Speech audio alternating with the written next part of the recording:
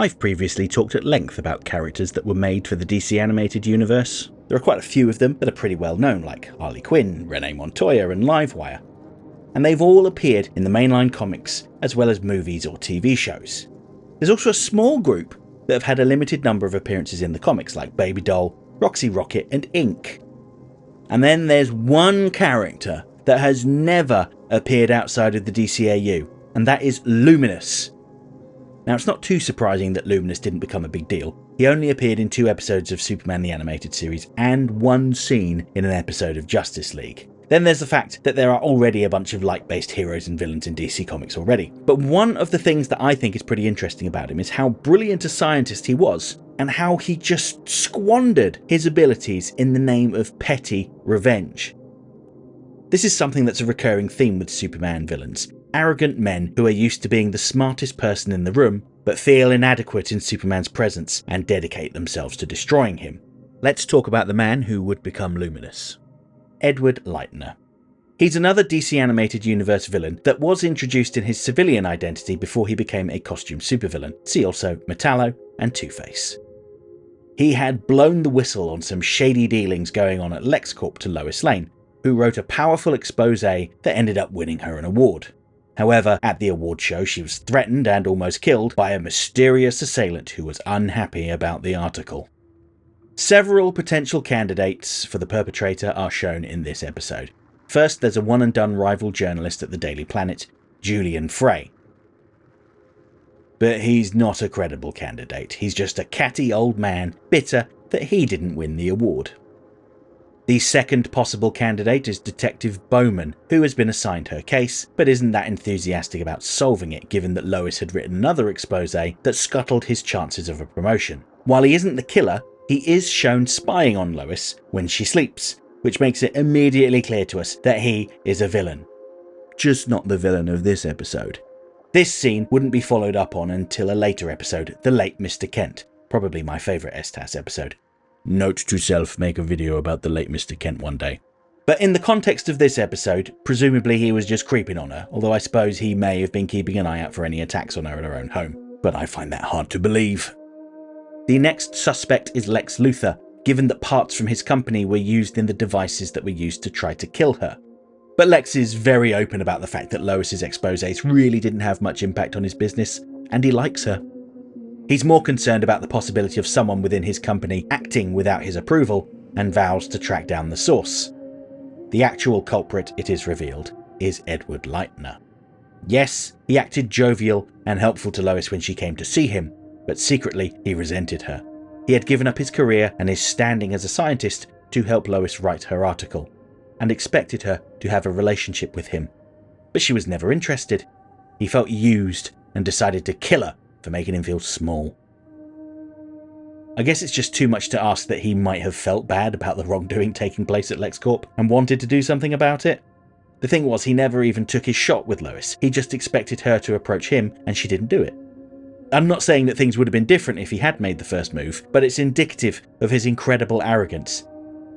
It was his wounded pride that compelled him to try to murder her. The saddest thing here is that Lytener was a genius.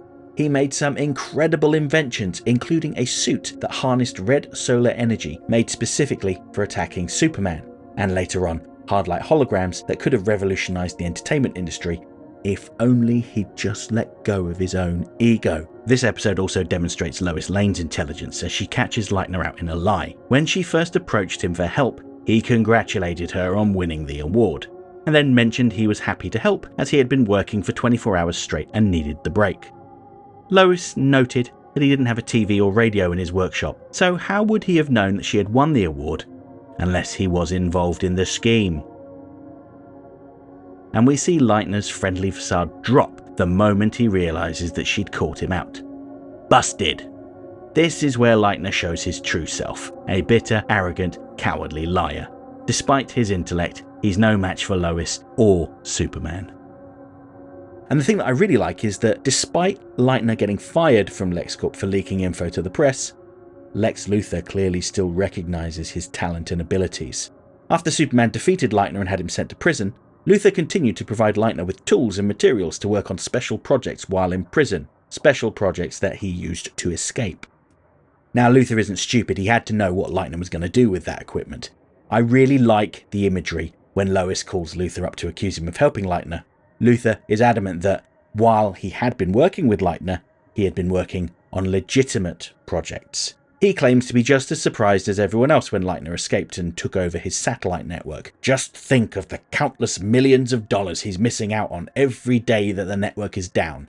He'd have to be insane to willingly do that, with a sly smirk on his face as he fires arrows into the bullseye of a target. As in, bingo, you're right. That was some great character work there.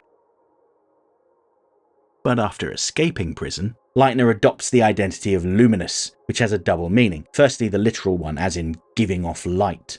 Secondly, bright, as in intelligent, which is how Lytener thinks of himself. A shining beacon of intellect floating above everyone else. What an arrogant loser. I can kinda see why he feels that way. Look at the things he's been able to accomplish with Luthor's resources. His list of inventions includes the following. A form of invisibility, presumably by reflecting light with that little device. A powerful laser pistol. Hard light holograms. He even figured out a way of filtering out the yellow light spectrum that powers Superman, even though it was said to be harming the planet. He could have made a fortune just from that hologram technology, just from the entertainment sector, never mind the military applications. But he was furious that someone, Lois Lane, didn't acknowledge his brilliance and immediately fall in love with him, although she stopped being a target of his scorn once Superman bested him, which was a worse sin in his eyes.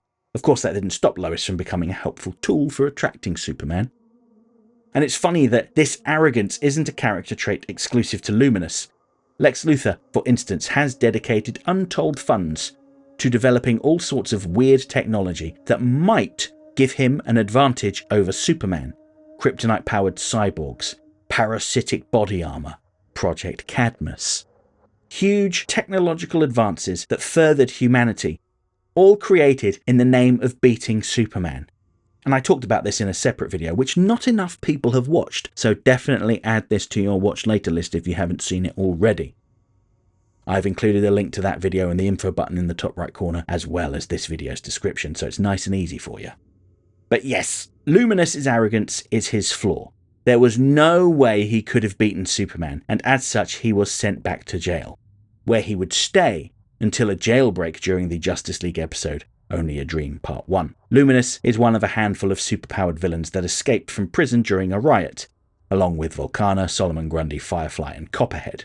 While the other villains formed two pairs and split up, Luminus heads off on his own. He doesn't really need to work with anyone else, seeing as he is able to create realistic illusions to distract Hawkgirl, and hard light holograms of himself to beat up the Flash. Although his success was short-lived. When Superman turns up and uses his X-ray vision to point out the real Luminus, holograms don't have skeletons after all it took was a kick to the gut and an uppercut from Hawkgirl to take him down. And that was it for Luminus. That was his last appearance anywhere. Various wikis say that he has appeared in Superman Adventures, the Estas tie-in comic, but he didn't. At least, if he did, his appearances were so insignificant that it slipped my mind and wasn't obvious during my recent rereading of the comics last year. He certainly hasn't appeared in the mainline DC comics, at least at the time of writing this. Last time I did a video complaining about a DCAU original not being used in the mainline comics, I was talking about Volcana, and the very week I made the video public, she appeared in the second issue of Black Lightning. But I doubt that'll happen again. I think part of the reason why Luminus hasn't really been used outside of the DCAU, and only made a brief appearance in Justice League, is because his main selling point is his light-based powers. But in the DC comics there are literally dozens of characters with similar abilities. Moving him over to the comics probably wouldn't add that much. Having said that, given that other lesser DCAU originals like Red Claw and Kyodai Ken have all made the jump, I don't see why Luminus couldn't make the jump too.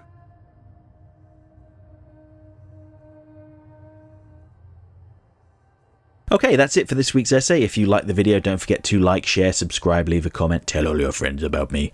You know how YouTube works. If you really enjoyed the video and have the means, please consider making use of the thanks button to send a buck or two my way, because every little helps. I offer channel memberships for $1.99 a month. This will get you early access to my weekly video essay, priority responses to your comments, members-only videos, custom emojis, and an icon on your profile indicating that you're one of my people. And special thanks to my current channel members, who are all listed on the screen right now.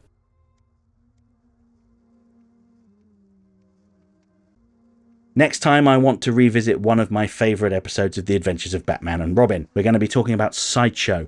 Yes, it's another villain reform story, kind of.